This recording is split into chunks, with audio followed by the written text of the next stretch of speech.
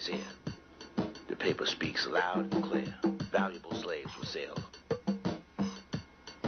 Mulattress, mulatto. Sarah, Dennis, Fanny, mulatto. Mulatto. Blacks, mulattoes, Creoles. What kind of man is this that sells his own babies and anybody else's babies? Good God Almighty. Here we see he not only sold your baby and my baby, but he sold the flesh of his flesh and the bone of his bone. Imagine the unbridled license they inflicted on the black ones. The great divide of the black family, the separation, according to what they say that they did, separating the black woman from her baby.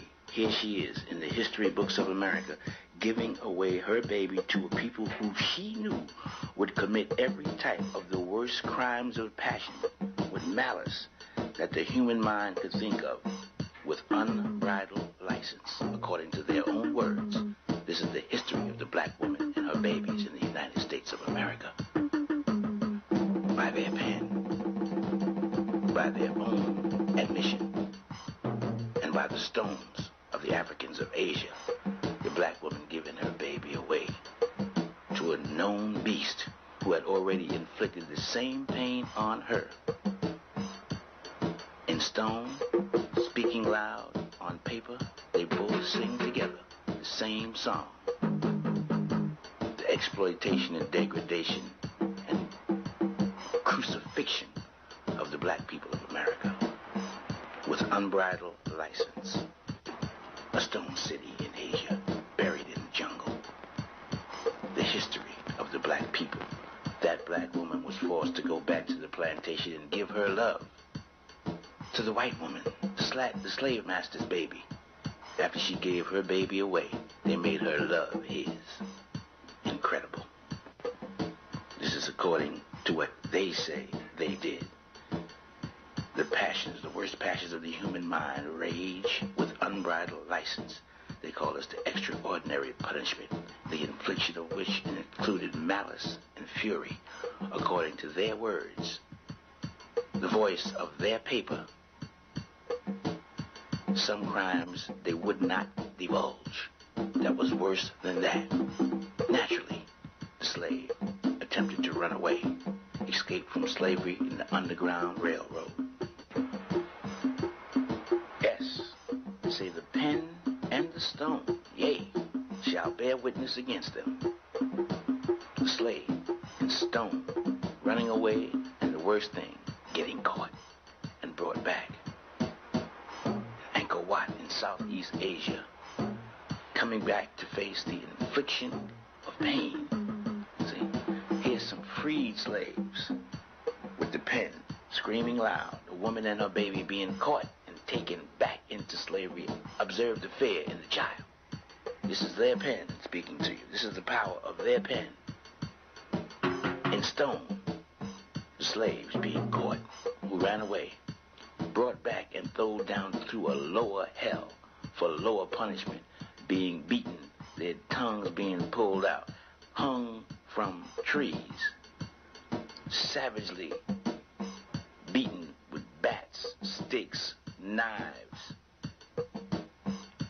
They had 50-pound bricks, according to what they wrote, that they would crush them with. They would throw them in hot sugarcane oil.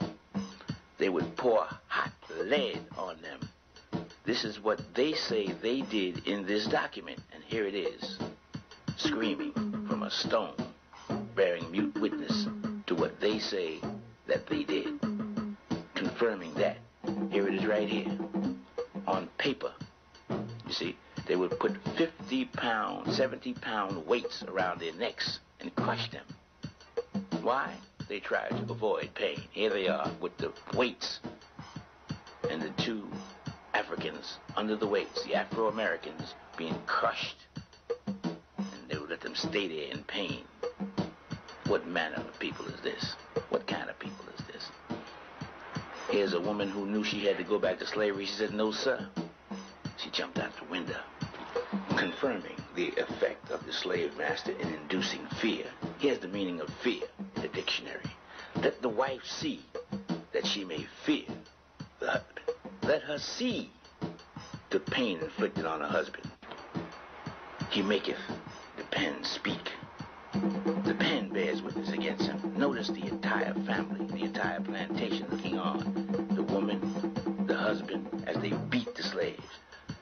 The babies, the wife, the family. This was the objective, to inflict fear in the entire race. To put the fear of God in the entire race. They never did it without witnesses. Your woman beaten in the presence of her family. A whisper from the pen of the European slave master. He did it. He wrote it and he painted it. The runaway slave took all the pain. One of the primary objectives is to force the black woman to know that her new man was the white man, so he branded her. He made her loyal to him. He raped her. He made her carry his baby. Then he invited other nations. He said he was a beast with two horns. North America and South America. The same crimes against the same people. Here we see how they divided the thoughts and beliefs of black people. On the left, we have, say, for example, the Martin Luther King crew. On the right, the Malcolm X, Elijah Muhammad crew. And they both are in conflict with each other.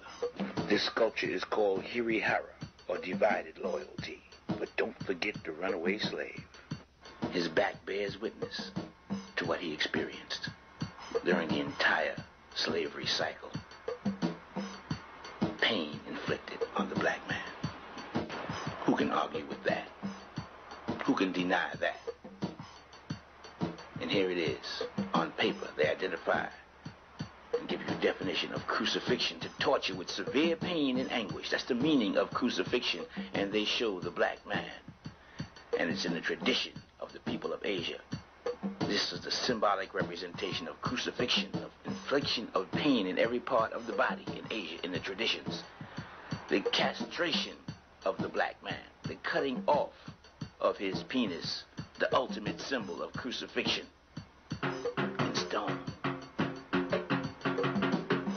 A voice from the stone of Southeast Asia showed the black man in the position of the cross, with his penis castrated, the man below him with a knife, with pins throughout his body showing severe pain. Him and the black woman were forced to suffer.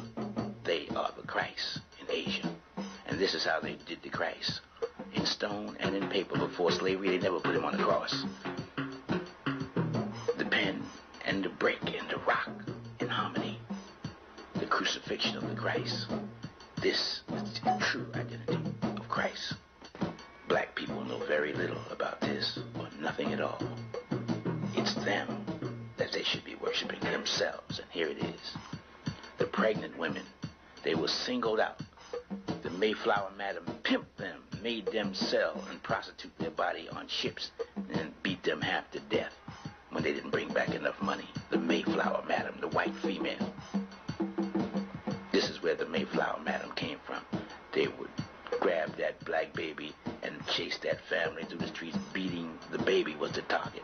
They inflict fear in the mother, made that fear reborn in the baby, while they both watched the father hung according to their art, from their hands, their pen, speaking loud and clear, attacking foster homes with little black orphanage babies and beating them to death, kicking them, robbing them, raping them, beating them, hanging them. To your babies, they did this according to their pen, according to their hands and what they say, their art, their artists. This is a true depiction of what they say they did. Who are you to argue with this? Who the hell are you arguing with? The science that the European knew was that if he inflicted fear in your babies, that fear would be reborn in their babies. So he inflicted fear in the woman and the children by hanging the father in their presence. So that fear, according to the law of rebirth, according to the law of karma, would be reborn in their babies. So they attacked homes with orphanages with little girls and stoned and beat them and raped them and killed them in front of each other. So the